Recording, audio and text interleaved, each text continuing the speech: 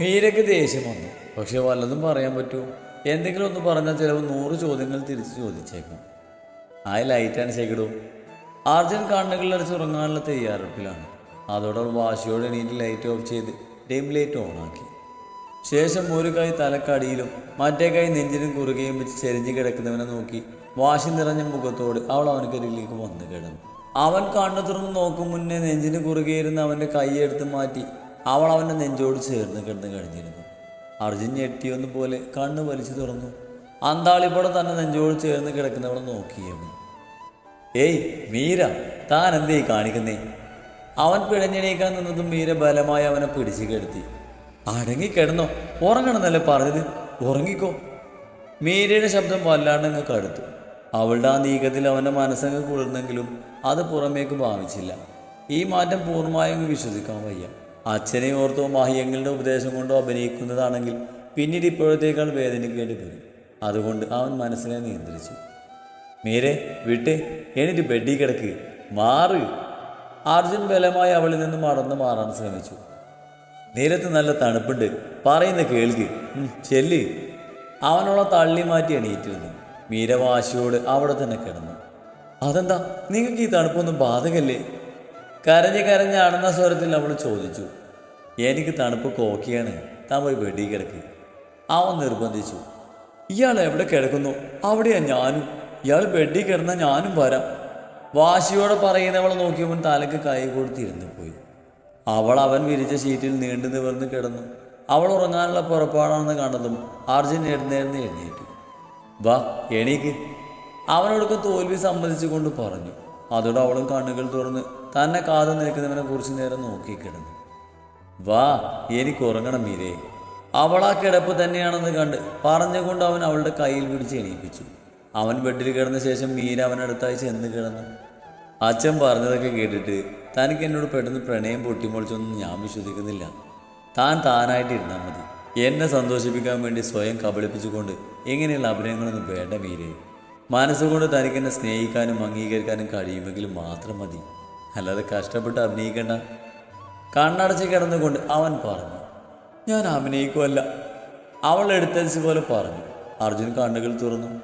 എനിക്കങ്ങനെയാണ് തോന്നുന്നത്. അവൻ തലയിരിച്ച് അവൾ ഉറ്റുനോക്കി. പ്രണയം പൊട്ടിമുളിച്ചോ എന്നൊന്നും എനിക്കറിയില്ല. പക്ഷേ ഈ 2 വർഷമായി ഞാൻ മറന്നു പോയ, അല്ലെങ്കിൽ മറന്നെന്ന് ഭാവിച്ച ചില കാര്യങ്ങളുണ്ട്. നിങ്ങളെന്നെ താലി കെട്ടിയവനാണെന്നും ഇനിയുള്ള കാല സുഖങ്ങളും ദുഃഖങ്ങളും നിങ്ങളോടൊപ്പം പങ്കിട്ട് വേണം ജീവിക്കേണ്ടതെന്നും പരസ്പരം തണലാകേണ്ടവരാണ് നമ്മളെന്നും എൻ്റെ അച്ഛൻ പറഞ്ഞപ്പോഴാണ് ഇതൊക്കെ ഞാനും മനസ്സിലാക്കാൻ ശ്രമിച്ചത്. അത് ഞാൻ സമ്മതിക്കുന്നു. അതിനുശേഷം നിങ്ങളെക്കുറിച്ച് ചിന്തിക്കാൻ തുടങ്ങിയത്, നിങ്ങളുടെ സങ്കടങ്ങൾ മനസ്സിലായത്.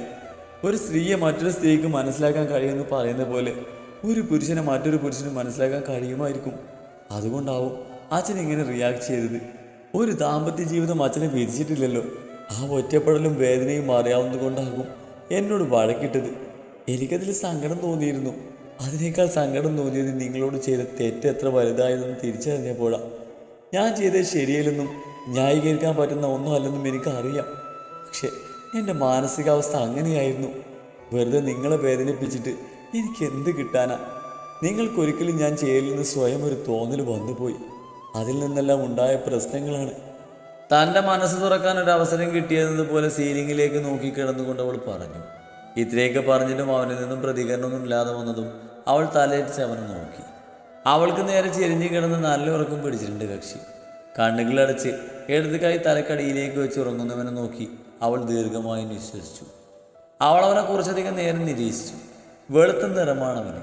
കട്ടിയുള്ള മീശ മാത്രം വെക്കാറുള്ള ആ മുഖത്ത് കുഞ്ഞു താണിരോമങ്ങൾ വളർന്നു തുടങ്ങിയിട്ടുണ്ട്. അതവൻ്റെ മുഖത്തിന് പ്രത്യേക ചന്തം തോന്നിച്ചു. ഡിം ലൈറ്റിൻ്റെ ചുവന്ന വെളിച്ചത്തിൽ അവൻ്റെ മുഖത്തൂടെ അവളുടെ കണ്ണുകൾ ഓടി നടന്നു. ഇതിനു മുമ്പ് അർജുൻ അവനെ അറിയാതെ ഇങ്ങനെ നോക്കിയിരുന്നത് അവൾ ഓർത്തു. അതിനൊരു പ്രത്യേക സുഖമുണ്ടെന്ന് തോന്നി അവൾക്ക്. വിവാഹം കഴിഞ്ഞ ആദ്യ ദിവസത്തിൽ ബെഡിൻ്റെ നടുക്കിൽ വലിയൊരു അകലമിട്ട് അങ്ങേ മൂലക്കിൽ പോയി കിടന്നവൾ ഇന്ന് സ്വമനസാലെ അവൻ കരികിൽ വന്ന് കിടന്നു. തൻ്റെ മാറ്റത്തിന് അവന് സംശയമാണ്. ആ സംശയം ന്യായവുമാണ്. പക്ഷേ അർജുൻ്റെ ഭാര്യയായി ജീവിക്കാൻ മനസ്സുകൊണ്ടവൾ ഒരുങ്ങിക്കഴിഞ്ഞെന്നും തൻ്റെ മനസ്സിൽ ആശങ്കകളും അവനോട് തുറന്ന് സംസാരിക്കണമെന്നും അവൾ ആഗ്രഹിക്കുകയും ചെയ്തു. അതും എത്രയും ഉടൻ തന്നെ അവൾ മനസ്സിലുറപ്പിച്ചുകൊണ്ട് കണ്ണുകളടച്ചു. പതിയെ ഉറങ്ങുകയും ചെയ്തു. പതിവ് പോലെ തന്നെ അർജുൻ നേരത്തെ ഉണർന്നു. അവൻ എണീറ്റിരുന്ന അരികിൽ കിടക്കുന്നവളെ നോക്കി. അവൾ നല്ല ഉറക്കത്തിലാണ്. കരഞ്ഞ് കരഞ്ഞ് കൺപോളകൾ വീർത്തിട്ടുണ്ട്. അമ്മയ്ക്ക് ചോദ്യം ചെയ്യാനുള്ളതായി എന്ന് ഓർത്തുകൊണ്ട് അവനൊന്ന് നിശ്വസിച്ചു. വീണ്ടും ആ മുഖത്തേക്ക് നോക്കുമ്പോൾ രാത്രി തനിക്കൊപ്പം നിലത്ത് വന്ന് കിടന്നതും കെട്ടിപ്പിടിച്ചതും ഒക്കെയാണ് അന്നേരം അവന് ഓർമ്മ വന്നത്. ചുണ്ടിലൊരു സ്ഥാനം പിടിച്ചിരുന്നു. അവൻ്റെ മനസ്സിനെന്തോ സന്തോഷം തോന്നുന്നു. ആദ്യമായാണ് ഇങ്ങനെയുള്ള ഫീലിങ്സൊക്കെ. അടുത്ത നിമിഷം അവൻ സ്വയം ശ്വാസിച്ചു. ആഹ്ലാദിക്കുന്ന മനസ്സിനെ ആരത്തുനിന്ന് ചട്ടം കെട്ടി. ഇന്ന് സന്തോഷിച്ചതിൻ്റെ പലിശയും ചെയ്ത് നാളെ കരയേണ്ടി വന്നോലെന്ന ചിന്തയാണ്.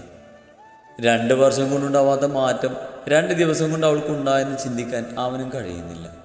രാവിലെയുള്ള തണുപ്പടിച്ച് ചുരുണ്ടുകൂടി കിടക്കുന്നവളെ പൂതിപ്പിച്ചുകൊണ്ട് അവൻ എണീറ്റ് ബാത്റൂമിലേക്ക് പോയി. അവൻ ഫ്രഷായി വരുമ്പോഴും അവൾ ഒന്നിട്ടില്ല. ഈ സമയത്ത് ഇവിടെ ആരും എണീക്കാറുമില്ല. അതോർത്തുകൊണ്ട് അവൻ ഫോണും എടുത്ത് താഴേക്ക് പോയി. മുൻവശത്തെ ഡോറ് തുറന്ന് അത് ചാരി വെച്ചുകൊണ്ട് അവൻ നടക്കാനിറങ്ങി. മീര ഉണർന്നപ്പോൾ അരികിൽ കിടക്കുന്നവനെ കാണാനില്ല. അതോടെ തലക്ക് കൈ കൊടുത്ത് അവൾ ഡ്രസ്സും എടുത്ത് ഓടിപ്പാഞ്ഞ് ഫ്രഷാവാൻ പോയി. ആ ഓട്ടത്തിനിടയിൽ ഭംഗിയുള്ളൊരു ടോപ്പും ബോട്ടും തന്നെയാണ് അവൾ എടുത്തിട്ട് പോയത്. എന്നും എണീക്കുന്ന സമയമായതേ ഉള്ളൂവെങ്കിലും അർജുൻ എന്ത് കരുതിയെന്ന് ഓർത്തവൾ പെട്ടെന്ന് ഫ്രഷായി വന്നു. കണ്ണാടിക്ക് മുന്നിൽ വന്നു നിന്നപ്പോൾ കൺപോളയുടെ തടിപ്പ് കുറച്ച് കുറഞ്ഞിട്ടുണ്ട്. അർജുനെ കുറിച്ച് ഓർത്തതും തല ധൃതിയിൽ തോർത്തി മുടിയൊന്ന് ചീകിയിട്ട് സിന്ദൂരവും തൊട്ട് അവൾ ധൃതിയിൽ പുറത്തേക്ക് ഓടി. പെട്ടെന്നെന്തോ ഓർത്ത പോലെ തിരികെ വന്ന് കണ്ണും കൂടി എഴുതി. കണ്ണാടിയിൽ നോക്കി സ്വയം ഒന്ന് വിലയിരുത്തിക്കൊണ്ട് വീണ്ടും പുറത്തേക്ക് ഓടി. ഓടിയ ഓട്ടത്തിൽ മുറിയിലേക്ക് വരികയായെന്ന് അർജുനുമായി കൂട്ടിമുട്ടി അവനെ നെഞ്ചിലിടിച്ച് നിന്നവൾ ഞെട്ടി പിന്നോട്ട് മാറി നിന്നു. സോറി, ഞാൻ പെട്ടെന്ന് കണ്ടില്ല, അവൾ പറഞ്ഞു. അവൾ അടിമുടി ഒന്ന് നോക്കി. ആകെ ഒരു മാറ്റം. ഇന്നലെ കണ്ടത് പോലെയല്ല. മാഹിയങ്കിൾ വന്നിട്ടുണ്ട്, നിന്നെ അന്വേഷിക്കുന്നു, അർജുൻ പറഞ്ഞതും അവളൊന്ന് ഞെട്ടി. ഇത്ര രാവിലെ വരണമെങ്കിൽ അച്ഛൻ രണ്ടും കൽപ്പിച്ച് തന്നെയാണെന്ന് അവൾക്ക് ഉറപ്പായി. തെറ്റ് മനസ്സിലാക്കി അർജുൻ അംഗീകരിക്കാൻ തുടങ്ങിയപ്പോൾ തന്നെ ബന്ധം വേർപ്പെടുമെന്ന അവസ്ഥയായി. നഷ്ടപ്പെടുമ്പോഴാണ് പലതിൻ്റെയും വില നമ്മൾ മനസ്സിലാക്കുക എന്ന് പറയുന്നത് എത്ര ശരിയാണ്. തിരിച്ചൊന്നും പ്രതീക്ഷിക്കാതെ തന്നെ സ്നേഹിച്ച അർജുനെ പോലെ ഒരാളുണ്ടെങ്കിൽ ജീവിതം എത്ര മനോഹരമായിരിക്കും എന്ന് അവൾ ഓർത്തു. ഇത്രയും കാലം സ്വന്തമായിരുന്നിട്ടും ഒരു നോട്ടം കൊണ്ട് പോലും പരിഗണിച്ചിട്ടില്ല. ഇപ്പോൾ നഷ്ടപ്പെടുന്നതായപ്പോൾ നെഞ്ചു നീർന്നു. അച്ഛനോടൊന്ന് പറയോ ഡിവോഴ്സ് വേണ്ടെന്ന്? അവൾ സങ്കടത്തോടെ അവനെ നോക്കി. അപ്പോഴേക്കും മാഹി മുറിയിലേക്ക് വന്നിരുന്നു. മീര ദയനീയമായി അച്ഛനെയും അർജുനെയും നോക്കി. മാഹി അവളുടെ വീർത്ത കണ്ണുകളിലേക്ക് ഉറ്റുനോക്കി. നിങ്ങൾ സംസാരിക്കുക, ഞാൻ താഴെ ഉണ്ടാകും. അവർക്ക് 2 പേർക്കും സംസാരിക്കാനുള്ള വിഷയം എന്താണെന്ന് മനസ്സിലാക്കി അർജുൻ ഇടർച്ചയോടെ പറഞ്ഞുകൊണ്ട് തിരിഞ്ഞു നടന്നു. നേൽക്ക് അർജുൻ, എനിക്ക് നിങ്ങൾ 2 ആളോടും കൂടിയാണ് സംസാരിക്കേണ്ടത്. ഒരു തീരുമാനം എന്നുണ്ടാവണം. അതിനാ ഞാൻ ഇപ്പോഴേക്കും പോകുന്നത്. മാഹി അർജുനെ പിടിച്ചു നിർത്തി. അർജുൻ നിസ്സംഗമായി അവർക്ക് ഇരുവർക്കും മുന്നിൽ നിന്നു. 2 വർഷം മുമ്പ് ഇവരൊക്കെ ചേർന്ന് താലി കെട്ടാൻ പറഞ്ഞപ്പോൾ അതനുസരിച്ചു. ഇന്നിപ്പോൾ അടിച്ചെടുക്കാനും പറയുന്നു. എന്നിട്ടും ഒരു വാക്ക് എതിർത്ത് പറയാതെ മിണ്ടാതെ നിന്നു. മനോജ് പറയുമ്പോഴാ നിങ്ങൾക്കിടയിലെ പ്രശ്നമൊക്കെ ഞാൻ അറിയുന്നത്. അർജുനോട് എങ്ങനെ മാപ്പ് പറയണമെന്ന് എനിക്കറിയില്ല. എൻ്റെ മകളല്ലേ, അവൾ നിന്നോടൊപ്പം സന്തോഷത്തോടെ ജീവിക്കുമെന്ന് ഞാൻ കരുതി. പക്ഷേ നിന്നോട് അവൾ ഇങ്ങനൊരു ദ്രോഹം ചെയ്യുമെന്ന് ഞാൻ കരുതിയില്ല.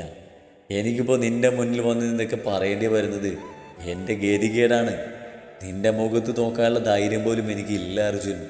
അതുകൊണ്ട് നിനക്ക് നല്ലൊരു ജീവിതമുണ്ട്. അവൾക്ക് ജീവിതം വേണമെന്ന് കരുതി നിൻ്റെ ജീവിതം കൂടി നശിപ്പിക്കാൻ സമ്മതിക്കില്ല ഞാൻ. ഇവൾ എന്ത് കാണിച്ചാലും നിങ്ങളൊക്കെ ക്ഷമിക്കുന്ന ധൈര്യം ഉണ്ടായിരിക്കണം ഇവൾക്ക്. അല്ലെങ്കിൽ ഇവിടുന്ന് ഇറങ്ങിയാൽ പോകാനൊരിടമുണ്ടെന്ന അഹങ്കാരം.